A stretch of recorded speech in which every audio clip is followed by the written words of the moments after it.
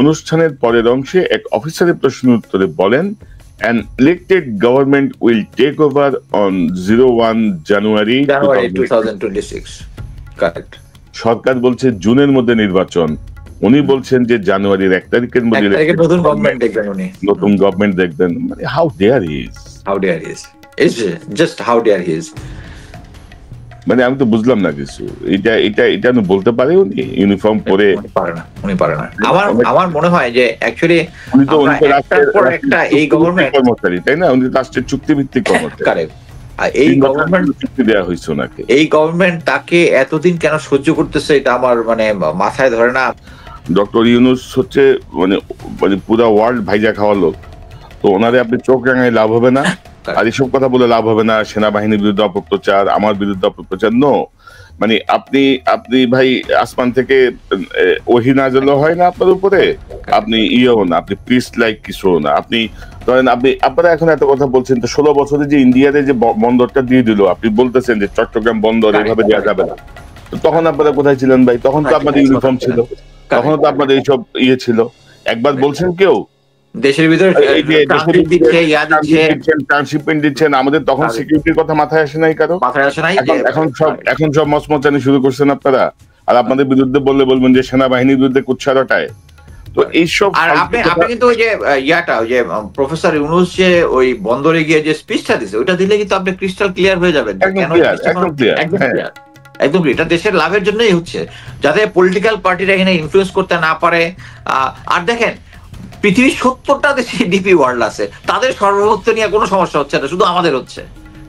এইদিকে যখন ইন্ডিয়া যখন আমাদের কোস্ট লাইনে রাডার বসানোর সমস্ত ফাইনাল হয়ে গেছিল, তখন আমাদের কোনো সমস্যা হচ্ছে না, তখন ঠিক আছে, তখন ঠিক আছে, তখন সব ঠিক আছে। আর এখন হচ্ছে এই আমাদের এটার উপরে কন্ট্রোল থাকতে হবে, নাহলে সর্বভৌমত্বের উপরে ব্যবস্থা হয়ে যাবে। বাট কথা হচ্ছে, এটার মাধ্যমে যে অটোমেশন হয়ে গেলে, এটার মাধ্যমে যে চুরিধারি বন্ধ হয়ে যাবে, এই জিনিসগুলা ঘুষ খাওয়া বন্ধ হয়ে যাবে, এইটাই ওরা মানতে পারতেছে না। অলরেডি ব্রিগেডিয়ার সাখাওয়াত হোসেন কিন্তু একটা গ্রুপ কি বলে হোয়াটসঅ্যাপের গ্রুপ চ্যাট করছে, যে তারা এনার্কি করতে চাইছিল, যে গ্রুপটা এখন কাজ করতেছিল বোর্ডের জন্য, তাদের কিন্তু একটা গ্রুপ চ্যাট বা দেশে অস্থিতিশীল করার জন্য একটা গ্রুপ চ্যাট কিন্তু এক্সপোজ করেছেন উনি অলরেডি।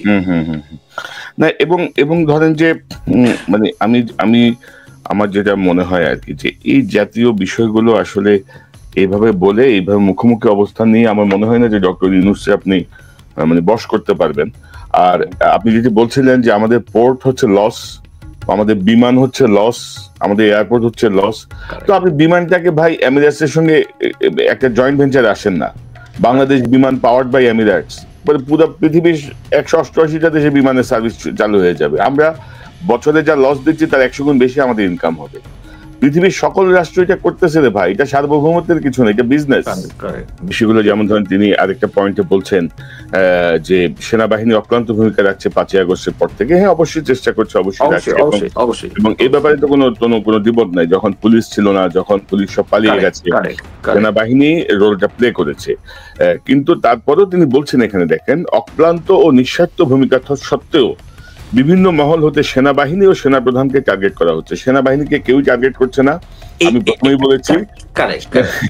এবং যে কথাগুলো আপনি বলছেন, আমরা জানতে চাই বারবার, এই যে 626 জন বা 27 জন যে নাম্বার, এই এখতিয়ার আপনাকে কে দিয়েছে? তাদেরকে নিরাপত্তা দিয়েছেন, ভালো কথা, তাদেরকে ছেড়ে দেওয়ার অধিকার কে দিয়েছে? কে কাকে দিয়েছে? কারেক্ট।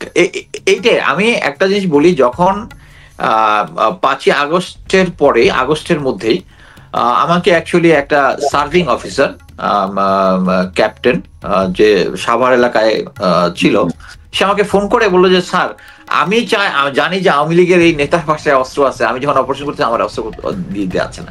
সো এইটাই হচ্ছে আর কি, যে যেহেতু 9 ডিভিড জিওসি এবং ওখানকার কমান্ডার গুলো সবগুলো ছিল আওয়ামী, সো এরা কিন্তু গ্রাউন্ডে এখন বেসিসি পাওয়ার নিয়ে যদি যত যাই বলেন, আইন কানুন সবকিছুতে আছে, কিন্তু এটা ইমপ্লিমেন্ট তো করতে হবে।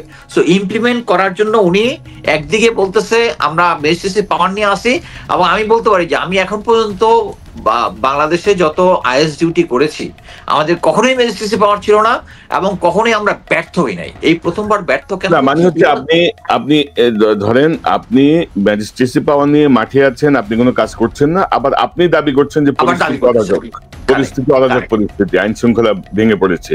আমি কেন বলতেছি যে জুনিয়র অফিসাররা উনি যদি এখন যে মানে তার মাসল ফ্লেক্স করলো সরকারের সামনে যে শেষ অব্দি দায়িত্ব, বাট এইটা বলতে পারি যে জুনিয়র অফিসাররা এই যে আমি এতক্ষণ যেটা বললাম যে তাদেরকে অপারেশন করতে যাচ্ছেন, they know the exact thing. So উনি অ্যাকচুয়ালি সরকারকে ভয় দেখাচ্ছে এই কথাগুলো বলে, এবং ওখানে কোশ্চেন আনসার সেশনে যেগুলো সেট করেছে ওটা উনার সেট করা জিনিস, বাট অন গ্রাউন্ডে তার এই পাওয়ারটা নাই, কারণ আর্মি তার পিছনে নাই। এখানে উনি বারবার সেনাবাহিনী এবং সেনাপ্রধানকে বলার চেষ্টা করতেছে যে আমরা সেনাবাহিনী এগেনস্টে, আমরা কখনোই সেনা প্রধানের এগেনস্টে বলেছি বিকজ অফ এই এতক্ষণ যে বললাম যে উনি আওয়ামী লীগকে পুনরুদ্ধার করতে চাচ্ছেন, নিষিদ্ধ করতে মানা করেছে। উনি তো সিরিজ, এটা তো না যে একটা বিচ্ছিন্ন ঘটনা বলার সুযোগ নেই, একটার পর একটা এখানে আমরা শুধু বলতেছি সেনাবাহিনীর এগেনস্টে আমরা কোনো কিছু করতেছি না। সেনাবাহিনী এখনো যে মেইন ফোর্স যেটা আছে উপরের দিকে 30-35 জন ছাড়া সবাই কেউ ইন্ডিয়ার হেজিমনি চায় না। এই যে মনে করেন যে আমি আমার কয়েকটা সত্যি বলছি, 24 ডিবের জিওসি নতুন জেনারেল মুশফিক গিয়ে প্রথমেই সে যে ফেনী ওখানে যে শেখ হাসিনা যে ব্রিজটা দিয়েছে ওখানে গিয়ে ওখানে ডিফেন্স সিস্টেমটা ফাইনাল করেছে, করে রিকমেন্ড করেছে ওখানে যে ইন্ডিয়ার জন্য যে জায়গাটা দিয়েছিল, এটা তো ইন্ডিয়া অ্যাকচুয়ালি তার মিলিটারি স্থাপনা করতো ফিউচারে, এখন শুধু যার ব্যবসা বাণিজ্যের কথা বলে যে এটা তাদের ইপিজেড বলার চেষ্টা করছে, বাট ওই জায়গাটার মধ্যে একটা ব্রিগেড প্লাস স্ট্রেংথ করার চেষ্টা করছে। এটা কিন্তু করতেছে, মানে এটা হচ্ছে একজন বেসিক অফিসার কিন্তু তাই করবে। হ্যাঁ, বাংলাদেশ আর্মির অফিসাররা এইরকমই এবং দে আর ডেডিকেটেড, বাট ফিউ সিনিয়র যারা আছে, এবং দেখেন এত কিছু করার পরেও যে সমস্ত জেনারেল গুলাকে নিষেধাজ্ঞা দেওয়া হয়েছিল, যে যাদের উপরে পাসপোর্ট সিজ করা ছিল, এদেরকে সবাইকে পালিয়ে যেতে দিচ্ছে। এরপরেও লোকজন কিছু বুদ্ধিজীবী আছে, এটা মানে কি বলবো, এদেরকে মানে অনলাইনে মুখ খারাপ করতে ইচ্ছা হয় কিন্তু করতে পারি না। ওয়াকার সাহেব ভালো, ধরেন একটা বিষয় বলবো যে ধরেন তারপরে ধরেন এই গত 10 মাসে যে কাউন্টার কু বা প্রতি বিপ্লব এই জাতীয় কিছু হয় নাই, এটা একটা ভালো সাইন আর আমি মনে করি। কিন্তু ধরেন এই যে গদবাঁধার কথা, দেশে বিদেশি স্বার্থান্বেষী মহলগুলো পরিস্থিতিকে আরো অবনতি ঘটাতে চাচ্ছে। তো দেশে বিদেশি স্বার্থান্বেষী মহল কাজ করতেছে ইন্ডিয়া এবং আপনার সাবেক অভিভাবক হাসিনা। তো আপনি একটু বলেন যে এইভাবে ধরেন মানবিক করিডোর বা এটা নিয়ে যদি আপনার আপত্তি থাকে, বিং এ আর্মি চিফ, যেহেতু যে পরিস্থিতি হোক আপনি একটা ঝুঁকি নিয়েছেন 5ই আগস্টে, আপনি কথা বলেন না কেন? আপনি কথা তো বলতে পারেন। যদিও কথা হয়েছে 3 বাহিনী প্রধান সহ উপদেষ্টার সঙ্গে ডক্টর ইউনূসের সাথে বৈঠক করেছেন, কিন্তু আপনি এইভাবে বলতে পারেন কিনা? আপনি একটু শুনি যে কোড অফ কন্ডাক্ট কি বলে। আচ্ছা, এখানে আমি একটা কথা বলি, সেটা হচ্ছে ওনার সাথে যে 3 বাহিনী সহ যে কনফারেন্সটা হয়েছিল ওখানে কিন্তু এই মানবিক করিডোর নিয়ে কথা হয়েছে।